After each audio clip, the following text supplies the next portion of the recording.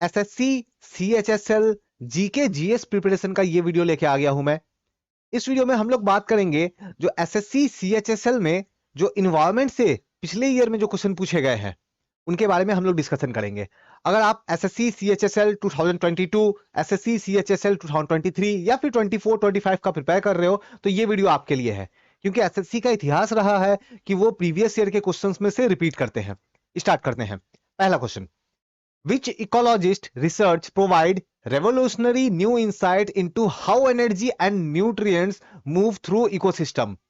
तो यहां पे इसका आंसर क्या हो जाएगा? यहां होगा इसका आंसर रेमंड लिंडमैन।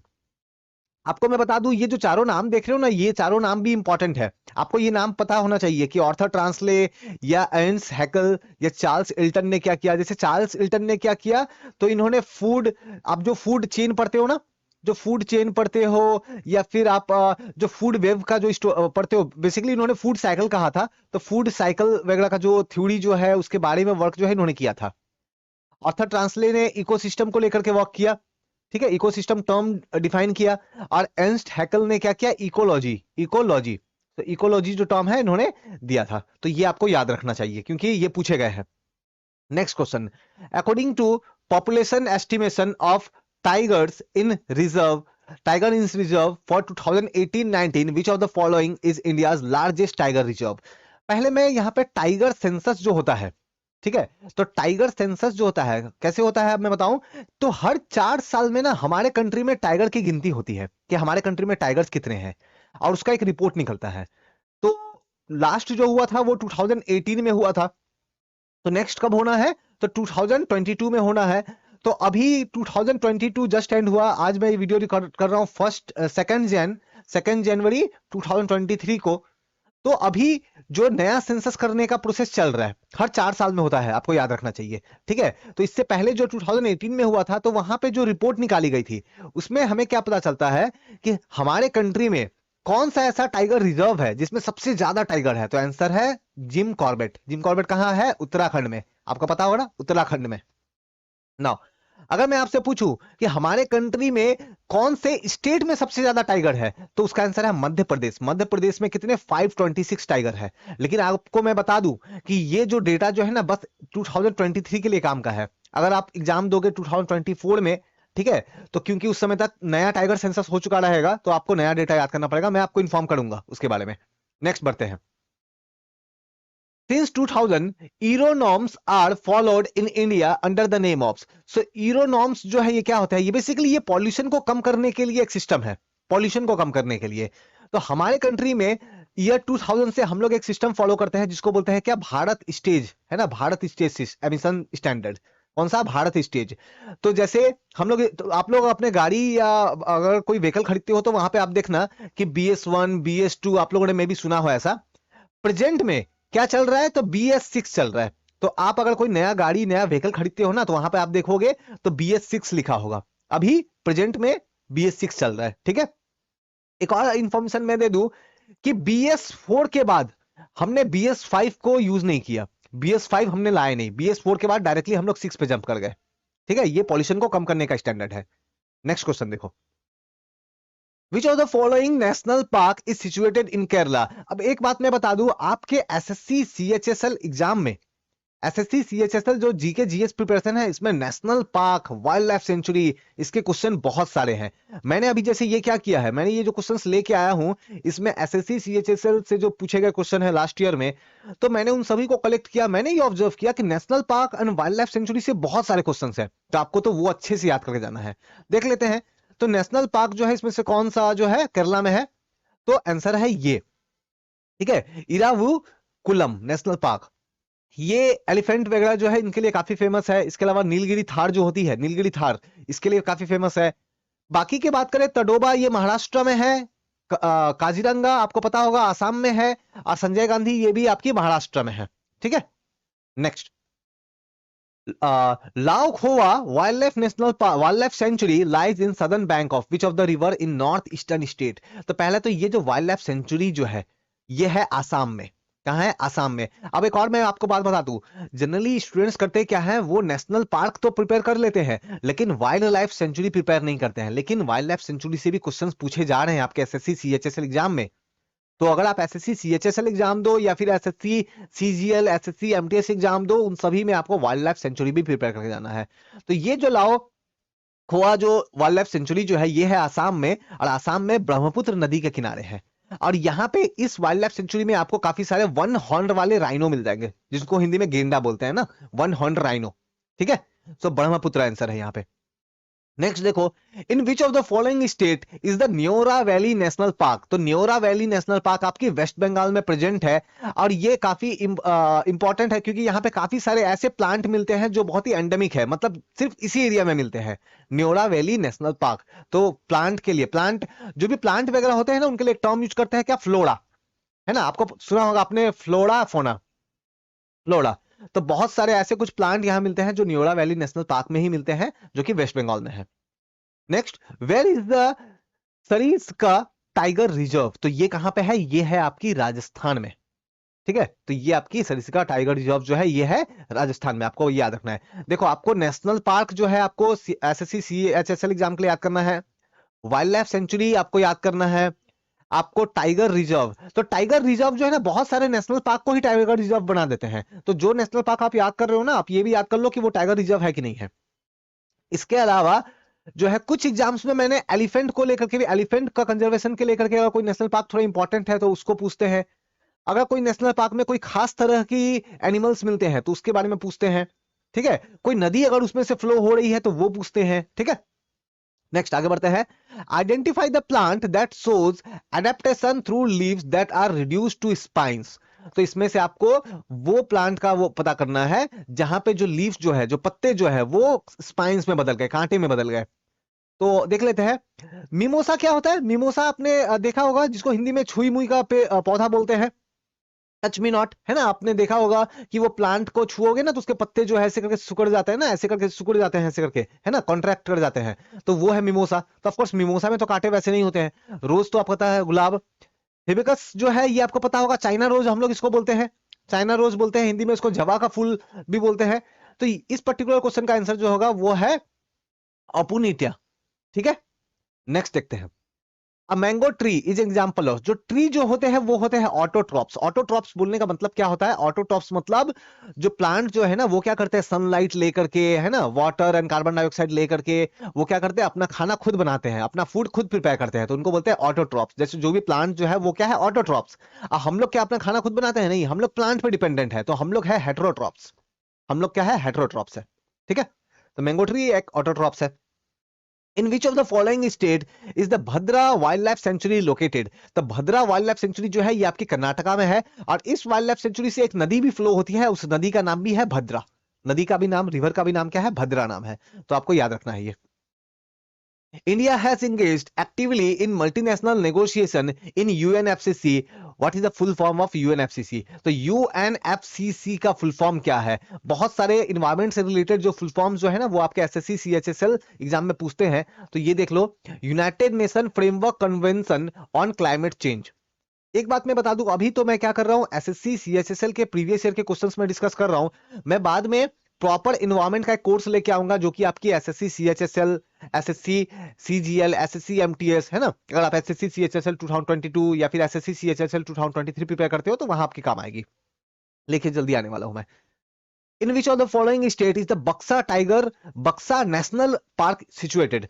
आपको ना बक्सा वाला जो है ना, ये बक्सा जो नेशनल पार्क जो लिखा है ना, बहुत जगह पे आपको ऐसा दिखने को मिलेगा कि बक्सा टाइगर रिजर्व, बक्सा टाइगर रिजर्व। बहुत सारे नेशनल पार्क जहां टाइगर मिलते हैं, उनको कंजर्व करने के लिए उसको नेशनल पार्क, उसको टाइगर रिजर्व बोल देते हैं। तो नेशनल पार्क को टाइगर रिजर्व बहुत बार बोल देते हैं। तो बक्सा टाइगर रिजर्व। ठीक है, तो ये है वेस्ट बंगाल में। लेकिन आज के डेट में ना, वेस्ट बंगाल में जो लास्ट टाइगर का सेंसस हुआ था, कब हुआ था लास्ट टाइगर का सेंसस? 2018 में हुआ था, 2018 में हुआ था। तो जब वो सेंसस हुआ था तो बक्सा में कोई टाइगर मिला ही नहीं। बक्सा ऑल्दो टाइगर रिजर्व डिक्लेयर था, लेकिन वहां पर टाइगर था ही नहीं, है ना। तो नेशनल पार्क ही बोलना सही होगा। Next, now Dandeli wild life sanctuary is located in which of the following states. तो ये दैनदेली जो वाइल्ड लाइफ सेंचुरी जो है, ये कहां पे सिचुएटेड है? तो ये है आपकी कर्नाटका में। अगर आपको बर्ड देखना पसंद है तो ये बहुत एक अच्छा प्लेस है, ये बहुत ही फेमस है बर्ड्स के लिए। इसके अलावा कहा जाता है कि ब्लैक पैंथर का भी कुछ रिपोर्ट मिलता है यहां से कि दंदेली वाइल्ड लाइफ सेंचुरी में जो है वो प्रेजेंट है। ठीक है, next, the world only floating national park Keibul Lamjao national park is located in. तो ये जो नेशनल पार्क है ये फ्लोटिंग नेशनल पार्क है, तो ये है मणिपुर में। आप ये बिल्कुल मत सोचना कि ऐसा बिल्कुल नहीं है कि लाइक नदी के ऊपर में तैर रही है, ऐसा कुछ नहीं है। ठीक है, उसका कुछ अलग क्राइटेरिया है उसका। तो ये वर्ल्ड का ओनली फ्लोटिंग नेशनल पार्क है केबुल लैमजियो, जो कि मणिपुर में है। और यहाँ पे एक बहुत ही इंपॉर्टेंट स्पीसीज मिलती है, नाम याद रखो, ई Eld's Eld's deer, Eld's deer, जिसको एक और दूसरा नाम बोलते हैं संगाई, संगाई। तो ये जो एल्स डियर है या संगाई जो है, ये कहाँ मिलता है? इस केबुल लामजियो नेशनल पार्क में मिलता है। और इस एल्स डियर को हम लोग एक और नाम से बुलाते हैं, हम लोग बोलते हैं इसको डांसिंग डियर। क्या बोलते हैं? डांसिंग डियर, डांसिंग डियर बोलते हैं। अब ये जो संगाई है या डांसिंग डियर या एल्स डियर है, ये बहुत ही खतरे वाली स्टेज में है अभी। क्यों? हम लोग कंट्री में हमें पता है कि टाइगर का नंबर जो है काफी कम हो रहा है ना। और टाइगर का नंबर बढ़ते बढ़ते लगभग 3000 के आसपास हो गया है। तो हम लोग बोलते हैं कि चलो टाइगर को लेकर काफी वर्क हो रहा है। लेकिन आपको पता है ये जो संगई जो है इसका नंबर जस्ट 200 से थोड़ा ज्यादा है हमारे पूरे कंट्री में। तो इवन टाइगर से भी खराब कंडीशन है इसकी, है ना। तो इसको ऑल्दो कंजर्व करने का ट्राई किया जा रहा है। मणिपुर का ये नेशनल एनिमल है। अब वहां पे एक फेस्टिवल भी होता है, उसको संगई फेस्टिवल बोलते हैं मणिपुर में। ठीक है, नाउ नेक्स्ट बढ़ते हैं। Which of the following watershed development project is sponsored by central government aim at enabling rural population to conserve water. Basically central government ने एक स्कीम चालू किया था, शुरू किया था, जिसमें रूरल पॉपुलेशन जो है ना, गांव वाले जो है, वहां पे किस तरीके से वाटर को कंजर्व करे। क्योंकि शहरों में तो क्या होता है, टाइप वाटर आ जाता है, पाइपलाइन से वाटर आ जाती है। लेकिन गाँव में जहां वाटर की प्रॉब्लम है वहां पे वाटर कंजर्व करना बहुत इंपॉर्टेंट है। तो इसके लिए एक स्कीम लॉन्च किया गया था जिसको हरियाली बोलते हैं। ठीक है, और ये स्कीम काफी पुराना है लेकिन अभी भी इसको कंटिन्यू किया जा रहा है। तो यहां से आपको एक आइडिया मिलता है। क्या आइडिया मिलता है? अगर हमारे कंट्री में कोई भी स्कीम चल रही है ना, कोई भी प्रोजेक्ट अगर चल रहा है जो कि इन्वायरमेंट से रिलेटेड है, काफी पुराना भले क्यों ना हो सकता है 10 साल पुराना हो, 15 साल पुराना हो, लेकिन वो स्कीम अभी भी चल रहा है, तो वो स्कीम का नाम जानना आपके लिए इंपॉर्टेंट है। और वो स्कीम किस चीज से रिलेटेड है ये भी जानना आपके लिए इंपॉर्टेंट है। समझ में आ रहा है? बढ़ते हैं आगे। आगे बढ़ने से पहले रिक्वेस्ट करूंगा कि अगर आपको वीडियो पसंद आ रहा हो तो लाइक कमेंट एंड शेयर करें, या बिल्कुल चैनल को सब्सक्राइब करें। आपकी कोई भी डाउट क्वारी होगा तो डिस्क्रिप्शन में लिंक गिवन है, आप वहां पर जुड़ के मुझसे डायरेक्टली बात कर सकते हो। आगे बढ़ते हैं। Which is the tallest self supporting moss species found in New Zealand that usually grow to the height of the 60 centimetre. अब यहां पे ये क्वेश्चन क्यों पूछा गया? ये क्वेश्चन इसलिए पूछा गया क्योंकि ये जो स्पीसीज आप जो देख रहे हो, दाओसोनिया सुप रेबा, तो ये जो स्पीसीज जो है ये है एक मॉस, ये एक मॉस है। और ये दुनिया की एक ऐसी मॉस है जो सबसे टॉलेस्ट है, दुनिया का सबसे टॉलेस्ट मॉस है। ठीक है, तो इसीलिए इसको पूछा जा रहा है। और कहां मिलती है? न्यूजीलैंड में। बाकी जो है ये सब नाम आपके लिए इंपॉर्टेंट नहीं है क्योंकि ये टॉलेस्ट है इसीलिए पूछा जा रहा है, अदरवाइज ऐसा कोई खास इंपॉर्टेंट नहीं है। Next, a pyramid of biomass is a diagram that shows the population at each level of food chain. Accordingly, dash occupy the base with the highest biomass. आप देखो pyramid of biomass, pyramid of biomass का मतलब क्या है? एक ऐसे pyramid बनाओ, एक ऐसे पिरामिड बनाओ। इस पिरामिड में सबसे नीचे में होंगे आपके प्लांट्स वगैरह होंगे, उसके ऊपर में होंगे आपके प्राइमरी कंज्यूमर, उसके ऊपर आपके सेकेंडरी कंज्यूमर, फिर जाके टर्सरी कंज्यूमर्स वगैरह होंगे, है ना। तो पिरामिड ऑफ मास में सबसे ज्यादा कौन है? तो आपके प्लांट वगैरह है। प्लांट कौन से? प्रोड्यूसर्स ना, प्लांट को प्रोड्यूसर्स बोलते हैं, क्यों? फूड प्रोड्यूस करते हैं। तो सबसे ज्यादा जो है बेस में कौन है? बेस मतलब सबसे नीचे में कौन है? तो वो है आपके प्रोड्यूसर्स, सबसे ज्यादा मास उन्हीं का है, highest biomass. Next, which act was enacted in India with the aim of curbing illegal trade in wildlife and derivative parts? होता ये है कि बहुत सारे वाइल्ड एनिमल्स को पकड़ के जो है इलीगल तरीके से बेचा जाता है, या उनको मार करके उनके बॉडी का कोई पार्ट को जो है वो सेल करते हैं अलग अलग यूजेस के लिए। तो इसको रोकने के लिए एक लॉ बनाया गया, वाइल्ड लाइफ प्रोटेक्शन एक्ट 1972। ठीक है, तो ये काफी पुराना लॉ है। अब एक और बात बताऊं, अभी कुछ दिन पहले ही, जस्ट कुछ दिन पहले ही इस वाइल्ड लाइफ प्रोटेक्शन एक्ट में अमेंडमेंट कर दिया गया। क्या कर दिया गया? अमेंडमेंट। अमेंडमेंट का मतलब क्या होता है कि जब आप कोई लॉ बनाते हो, उस लॉ में कोई चेंज करते हो, आप लॉ में कोई चेंजेस लाते हो तो उसको अमेंडमेंट बोलते हैं। तो आपको पता होना चाहिए वाइल्ड लाइफ प्रोटेक्शन एक्ट में अमेंडमेंट आ चुका है। ठीक है, अमेंडमेंट हो चुका है। और पहले जो अलग अलग कैटेगरीज वगैरह जो थी उसको अलग करके अब कुछ नए तरीके से डिफाइन किया गया है। मैं इसके ऊपर वीडियो लाने वाला हूं कि नए अमेंडमेंट में क्या चेंजेस किए गए हैं। इसके अलावा ये बाकी जो लॉज है ना, ये भी आपको याद रखने हैं। विथ ईयर, ईयर पूछा जाता है। इन्वायरमेंट प्रोटेक्शन एक्ट कौन सी ईयर में आया? आपसे पूछ लेंगे तो 1986। Forest conservation act 1980। Biological diversity act 2002। Next, in 1972, Dash coined the term pyramid of the number that represent the total number of individual population present in each trophic level. Pyramid of number, pyramid of number क्या होता है? मैं आपसे पूछूं कि tiger ज्यादा है कि डियर ज्यादा है, तो डेफिनेटली आप बोलोगे कि डियर ज्यादा है ना? नंबर ऑफ डियर जो है, जो हिरन जो होती है वो ज्यादा है टाइगर के कंपेयर में। मैं आपसे पूछूं कि बताओ हिरन जो डियर जो है ये ज्यादा है कि ग्रासेस ज्यादा है, तो आप बोलोगे कि सर ग्रासेस ज्यादा है। तो ये जो नंबर है, सबसे नीचे में प्लांट वगैरह है, फिर उसके ऊपर में जो है आपके प्राइमरी कंज्यूमर्स है। इससे पहले पिरामिड ऑफ हम लोग क्या देखा था? बायोमास। अभी है पिरामिड ऑफ नंबर बोल रहे हैं।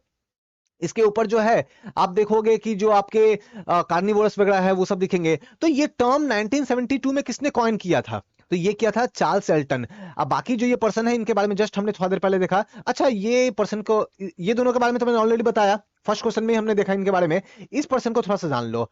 यूगेन ऑडम, यूगेन ऑडम जो है इनको बोलते हैं father of modern ecology, father of modern ecology. किनको? ये वाले पर्सन, फर्स्ट वाले पर्सन को यूगेन ऑडम को बोलते हैं। ठीक है, नेक्स्ट देख लो। Which term is use to describe all living communities on earth including animal, plant, bacteria, fungi and photosynthetic microbes? तो इसके लिए टर्म है बायोस्फीयर। अब है क्या, समझो। देखो, हमारे अर्थ में आप लोग एटमोस्फेयर के बारे में पढ़ते हो, है ना? एटमोस्फेयर मतलब जहां पे एयर है, हवा है। आप लोग पढ़ते हो हाइड्रोस्फीयर के, हाइड्रोस्फीयर, हाइड्रोस्फीयर का मतलब क्या है? जहां पे वाटर है, जहां पे वाटर है। फिर आप लोग उसके अलावा आप पढ़ते हो लिथोस्फीयर, लिथोस्फीयर का मतलब जो सॉइल, जो मिट्टी जो है। तो किसी भी एनिमल के लिए, किसी भी सर्वाइविंग के लिए इंपॉर्टेंट है, जो भी एनिमल्स है, प्लांट है, इनके सर्वाइविंग के लिए एयर भी चाहिए, एटमोस्फेयर भी चाहिए, हाइड्रोस्फीयर भी चाहिए, वाटर भी चाहिए, और लिथोस्फीयर भी चाहिए, सॉइल भी चाहिए। तो अर्थ में वो प्लेस जहां पे ये तीनों चीजें प्रेजेंट हो, जहां पे ये तीनों चीजें प्रेजेंट हो, एटमोस्फेयर भी हो, है ना? ये वाला एरिया देखो, ये वाला एरिया, यहाँ पे आपको एटमोस्फेयर, आपको हाइड्रोस्फीयर और लिथोस्फीयर तीनों मिलेगा ना, ये कॉमन एरिया है। तो इस एरिया को बोलेंगे बायोस्फीयर, यहाँ पे लाइफ पॉसिबल है। ठीक है, तो ये कॉमन एरिया है एटमोस्फेयर, हाइड्रोस्फीयर एंड लिथोस्फीयर का, जहां लाइफ पॉसिबल है। तो बायोस्फीयर में का इंपॉर्टेंट पॉइंट है कि वहां पर लाइफ होना चाहिए। ठीक है, next, phytoplanktons, small sea dwelling organism belong to which of the trophic level of the food web? Phytoplanktons क्या है? देखो, जो भी एनिमल्स, हम लोग भी तो एक तरह के एनिमल्स ही है, या टाइगर, डियर, डॉग, कैट, जो भी देखो एनिमल्स है, हमें ऑक्सीजन कहां से मिलता है? तो हमें ऑक्सीजन मिलता है हमारे आसपास में जो भी प्लांट है वहां से जो है ऑक्सीजन मिलता है ना? क्योंकि प्लांट ऑक्सीजन रिलीज करते हैं। लेकिन आप मुझे ये बताओ, आप ये सोचो कि जो ओशन में, जो बड़े बड़े समुद्र जो है, इंडियन ओशन, अटलांटिक ओशन है, आर्कटिक ओशन है, तो इन सब ओशन में या सी में जो भी एनिमल्स रहते हैं वहां, जो भी बड़ी बड़ी फिश है, शार्क है, वेल है, और बहुत तरह के जो एनिमल्स है, उनको ऑक्सीजन कहां में से मिलता है? एटमॉस्फेयर में तो नहीं आते हैं, तो उनको ऑक्सीजन कहां से मिलता है? तो जो ओशन के वाटर में जो ऑक्सीजन होता है वहां से मिलता है उसको। लेकिन ऑक्सीजन आया कहां? वो ओशन के वाटर में, ओशन के वाटर से शार्क को ऑक्सीजन मिल रहा है ना, जो शार्क फिश है मान लो। तो ओशन के वाटर में ऑक्सीजन आया कहां से? तो वो ऑक्सीजन आता है हमारे ओशन में बहुत सारे छोटे छोटे छोटे छोटे क्या होते हैं? प्लांट होते हैं, जिनको बोलते हैं फाइटोप्लैंक्टन्स, फाइटोप्लैंक्टन्स। ठीक है, तो एक तरह के ऑर्गेनिज्म है ये। ठीक है, और ये फाइटोप्लैंक्टन्स जो है ऑक्सीजन प्रोड्यूस करते हैं। वही ऑक्सीजन जो है वो ओशन में रहने वाले किनको मिलता है? ओशन में रहने वाले जो भी एनिमल्स है उनको मिलता है। तो यानी कि एक तरह के ये प्रोड्यूसर हो गए, है ना? प्रोड्यूसर हो गए। ठीक है, तो आंसर होगा प्राइमरी प्रोड्यूसर। अब बाकी सब तो पता होगा। प्राइमरी कंज्यूमर, प्राइमरी कंज्यूमर का आंसर हो जाएगा जो प्राइमरी प्रोड्यूसर को खाते हैं, वो एनिमल जो ग्रासेस, प्लांट्स वगैरह इनको खाते हैं, वो प्राइमरी कंज्यूमर हो गए। जैसे फॉर एग्जांपल रैबिट, है ना? रैबिट, रैबिट क्या करता है? घास वगैरह खाता है। सेकेंडरी कंज्यूमर क्या हो जाएगा? जो रैबिट को खाता है। मान लो रैबिट को कोई डॉग खा रहा है ना? कोई डॉग खा रहा है, तो वो सेकेंडरी कंज्यूमर हो जाएगा। और डिकम्पोजर्स कौन सा हो जाएंगे? मान लो ये डॉग का डेथ हो गया, तो कुछ टाइम के बाद में क्या डॉग की बॉडी वहां रहती है? नहीं, उसकी बॉडी सड़ गल के डिकम्पोज होकर मिट्टी में मिल जाती है। तो ये किसने किया? तो ये करते हैं डिकम्पोजर्स। जो डिकम्पोजर्स जो होते हैं, बहुत सारे बैक्टीरिया वगैरह, इंसेक्ट वगैरह होते हैं, तो वो डिकम्पोज कर देते हैं। ठीक है, next, which of the following tiger reserve slash national park and state situated is incorrectly match? तो इसमें से कौन सा इनकरेक्ट तरीके से मैच किया गया है? देखो, मानस टाइगर रिजर्व जो है बिल्कुल सही बात है, आसाम में है ना? आपको यहाँ पे जो है एलिफेंट देखने को मिलेगा, राइनो भी देखने को मिलेगा। ठीक है, बांधवगढ़ नेशनल पार्क मध्य प्रदेश में है, टाइगर के लिए बहुत फेमस। मैंने ऑलरेडी बताया कि सबसे ज्यादा टाइगर, 526 टाइगर मध्य प्रदेश में है। आपको पता है 524 टाइगर एक दूसरे स्टेट में है। एक नंबर पे तो मध्य प्रदेश है, सेकंड नंबर पे 524 टाइगर एक दूसरे स्टेट में। कौन सा स्टेट है आपको पता है तो कमेंट करके बताना। नेक्स्ट, सुंदरवन नेशनल पार्क, ये उड़ीसा में नहीं है, ये कहां है? ये है वेस्ट बंगाल में। Sundarban national park royal Bengal tiger के लिए काफी फेमस। Then Corbett national park, Jim Corbett national park Uttarakhand में है। अगर मैं बात करूं कि कौन सी ऐसे नेशनल पार्क है जहां सबसे ज्यादा टाइगर प्रेजेंट है, तो वो है जिम कॉर्बेट, उत्तराखंड में है। लगभग 250 के आसपास, 250 से थोड़ा ज्यादा जो है यहाँ पे क्या है, टाइगर्स जो है वो प्रेजेंट है। Next, which of the following plant is on the verge of extinction due to insensitivity to our environment? इनमें से कौन सा वो प्लांट है जो एक्सटिंक्ट हो रहा है, खत्म हो रहा है, विलुप्त हो जाएगा, खत्म हो जाएगा, नजर ही नहीं आएगा? क्यों? क्योंकि हम लोग एनवायरमेंट को लेकर उतना चिंतित नहीं है, एनवायरमेंट को हम लोग डैमेज कर रहे हैं। तो कौन सा ये प्लांट है? तो ये वाली जो दे रहे हो ना, मधुचुका इंसिग्निस, ये प्लांट जो है ये एकदम खत्म होने की कगार पे है। बाकी जो प्लांट जो है इसको देखो तो ये रोजा जो रोजा ये डेमेस्टिना जो है, ये एक तरह की रोज है, जो गुलाब जो है वो।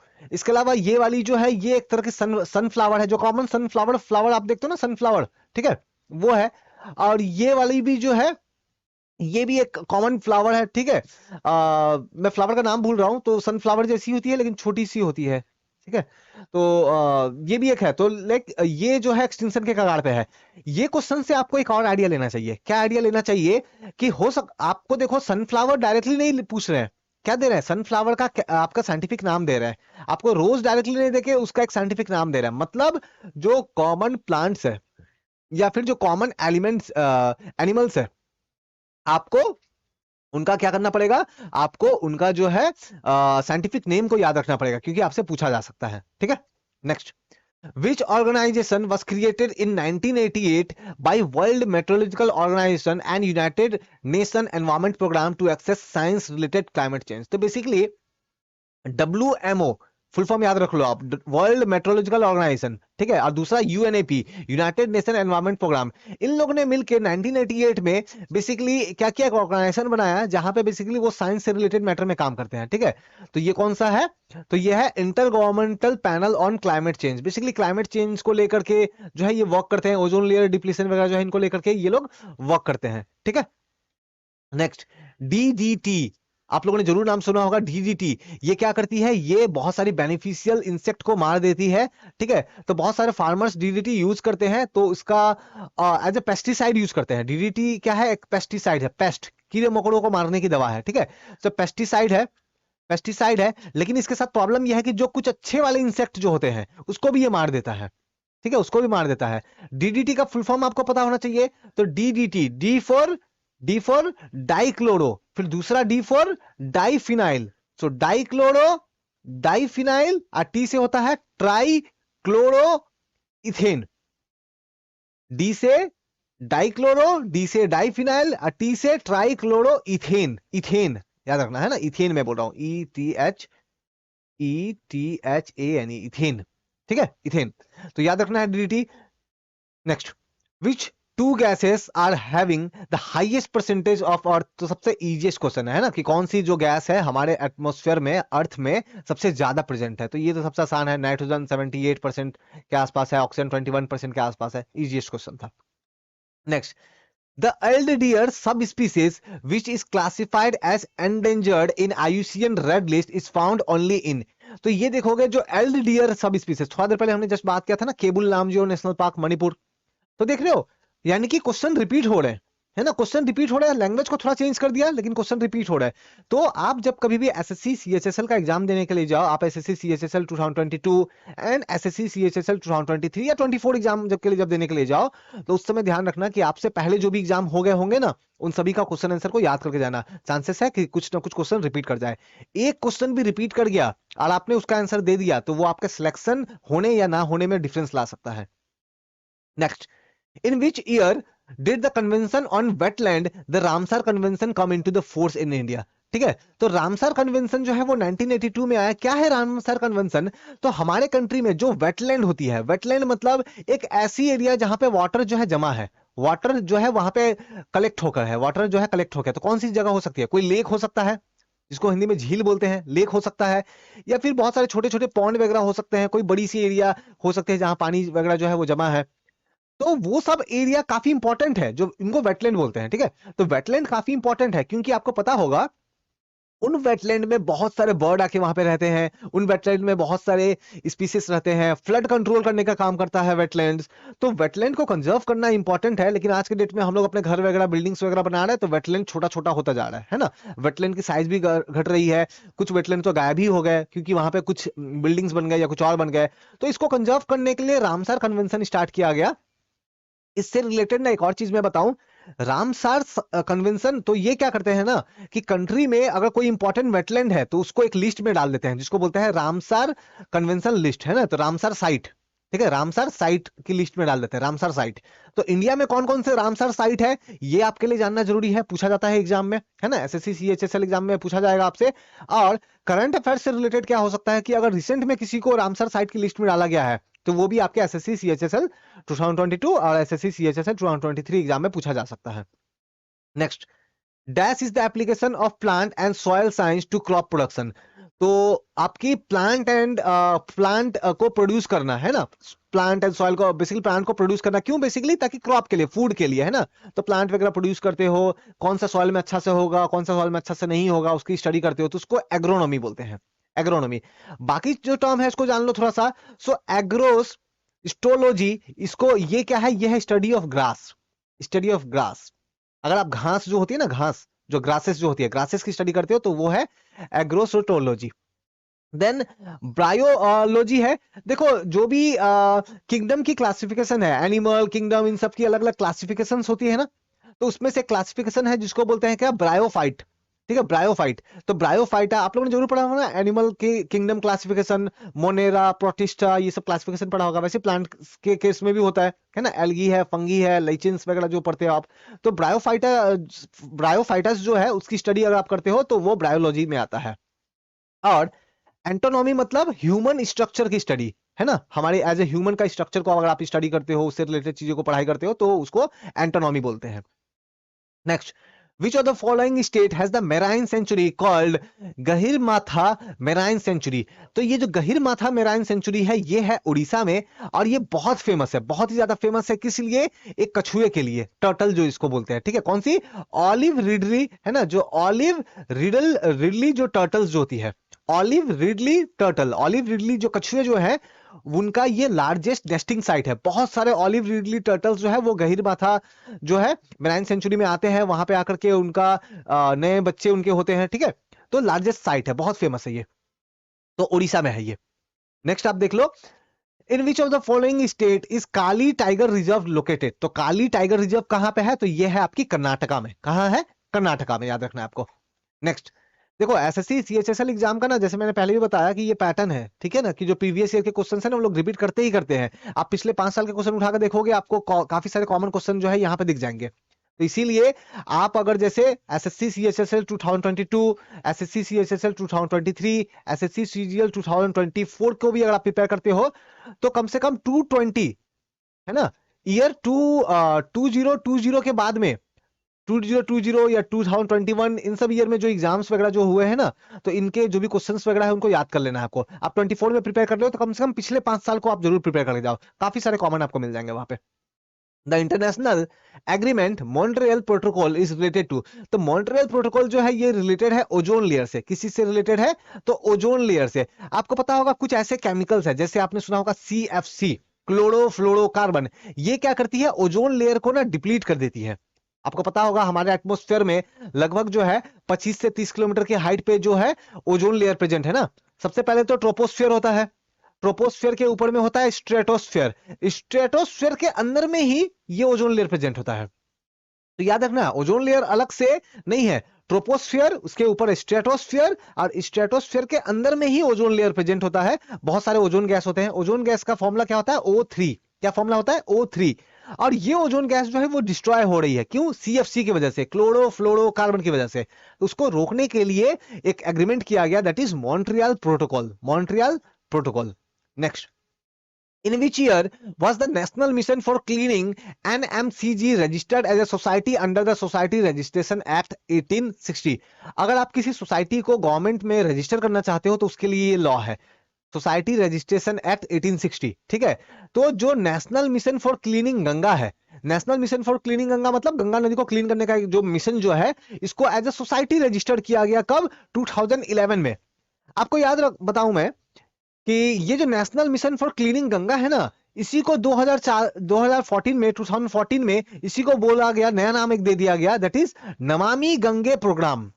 नमामि गंगे प्रोग्राम। तो national mission for cleaning Ganga को ही नमामि गंगे प्रोग्राम जो है उसका ये दूसरा नाम है, उसी के अंदर ये बोलते हैं।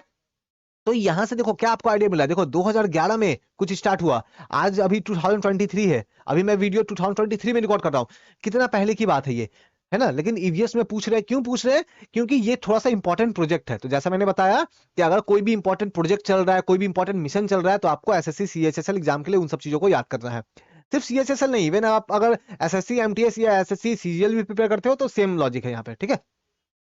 Now Peppara wild life sanctuary is situated in which of the following state? तो ये आपकी है केरला में, बस आपको इतना याद रखना है। पेपरा वाइल्ड लाइफ सेंचुरी कहाँ है?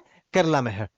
Next, which of the following is not a water और हाइजीन रिलेटेड डिजीज? तो इसमें से कौन सा डिजीज जो, तो ये टॉपिक को देखो, ये वाटर पॉल्यूशन से रिलेटेड है, तो कौन सा डिजीज है जो वाटर पॉल्यूशन से नहीं होता है?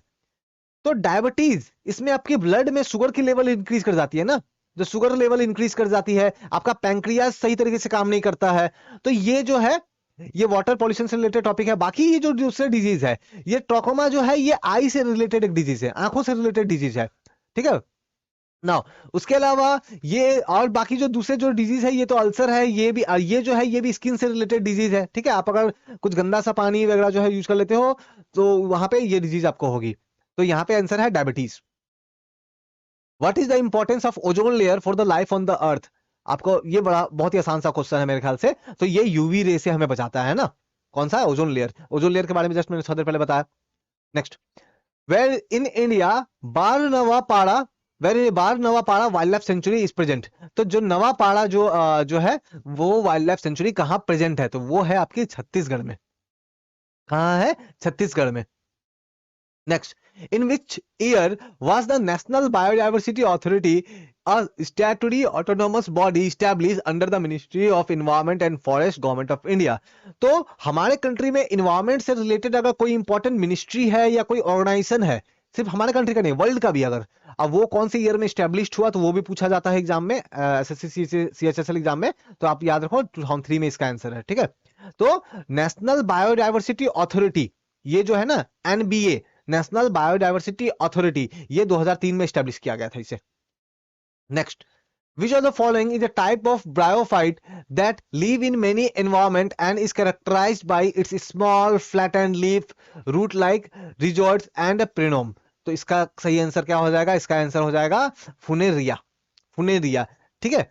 तो ये जो है एक तरह की ब्रायोफाइट है, याद रखना है ब्रायोफाइट है। जैसे बाकी यहाँ पे जैसे उलावा की मैं बताऊं तो उलावा एक तरह का जो है प्लांट लाइक होता है, जिसे जो है इवन सैलेड के वे में भी खाते हैं, ठीक है। सैलेड के वे में खाते हैं इसको, ठीक है, बहुत सारे लोग खाते हैं। Now, which level of food chain include millipede, strangly, spring tails, woodlice, dung flies and slugs that are feed on dead or decaying plant or animal? देखो ये सब नाम अगर आपको नहीं भी पता हो, ये सब नाम अगर आपको नहीं भी पता हो तो यहाँ फोकस करो। डेड या डिकेइंग प्लांट एनिमल्स को कौन खाते हैं? तो कौन खाते हैं? डेट्रीवोरस। डेट्रीवोरस, अगर कोई एनिमल डेथ हो रहा है, प्लांट डेथ हो रहा है, तो उसको डिकम्पोज कौन करता है? डेट्रीवोरस करते हैं, है ना। कार्निवोरस तो कौन से हो गए? वो एनिमल जो मीट खाते हैं, जैसे लायन हो गया। ऑमनीवोरस जो मीट भी खाते हैं, प्लांट भी खाते हैं, फॉर एग्जांपल डॉग, ह्यूमन भी आ गया इसमें। हर्बीवोरस जो प्लांट खाते हैं, जैसे फॉर एग्जांपल डियर हो गया, ठीक है, डियर हो गया, रैबिट हो गया। Next, in which state of the Seshachalam biosphere reserve located? तो ये कहां है? ये है आपके आंध्र प्रदेश में। आप देख रहे हो national park, biosphere reserve, wild life century, यहां से क्वेश्चंस काफी सारे पूछे जा रहे हैं। जो ऑर्गेनाइजेशन है या कोई प्रोजेक्ट अगर चल रहा है तो प्रोजेक्ट कब चला, किसने स्टार्ट किया, ऑर्गेनाइजेशन कौन से ईयर में स्टेब्लिश हुई, तो ये सब क्वेश्चन ज्यादा पूछ रहे हैं, ठीक है।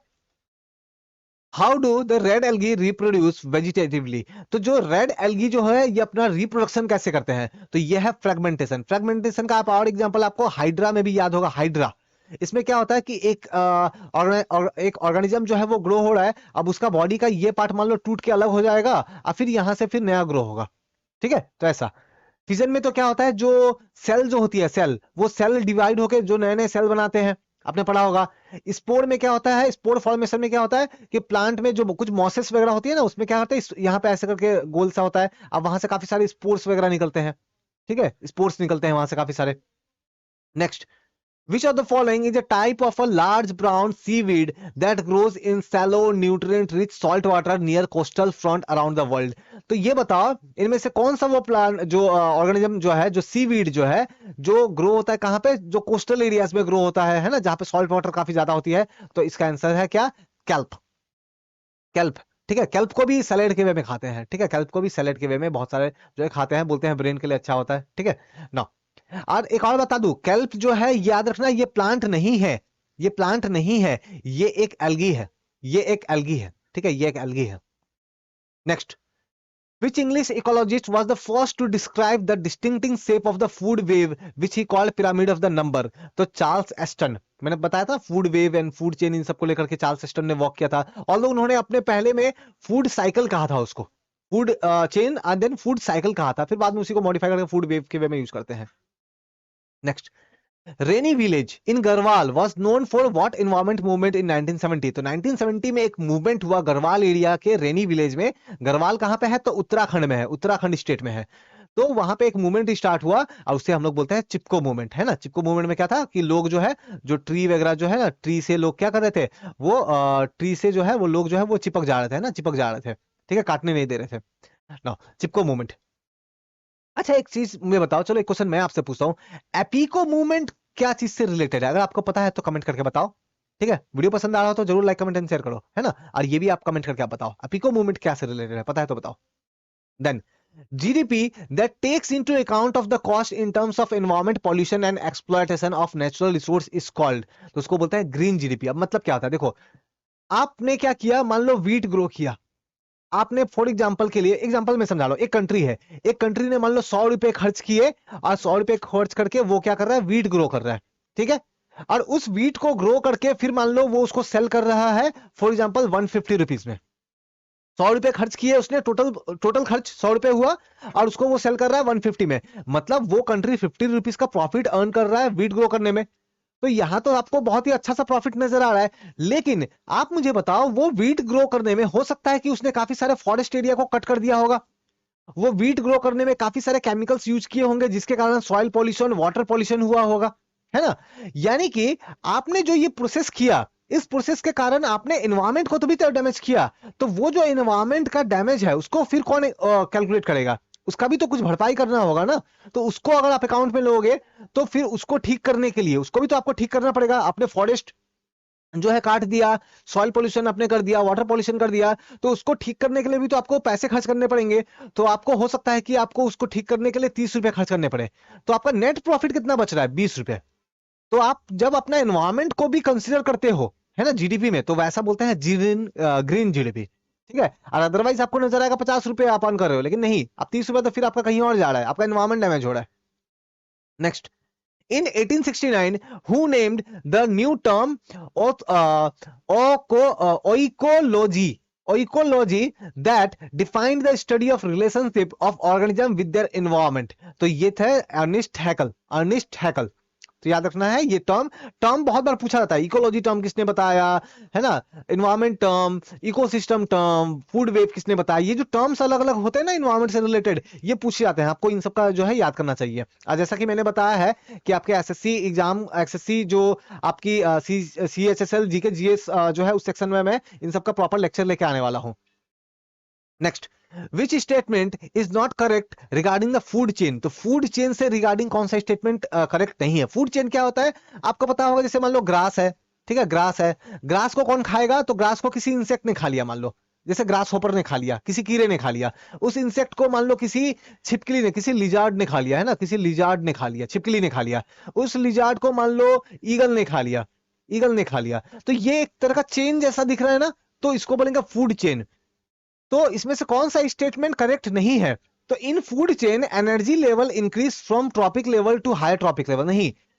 ग्रास में अगर एनर्जी 100 है, तो ग्रास से इंसेक्ट में एनर्जी कितना जाएगा, उसका बस 10% जाएगा, याद रखना, बस 10%, तो कितना जाएगा, 10 जाएगा।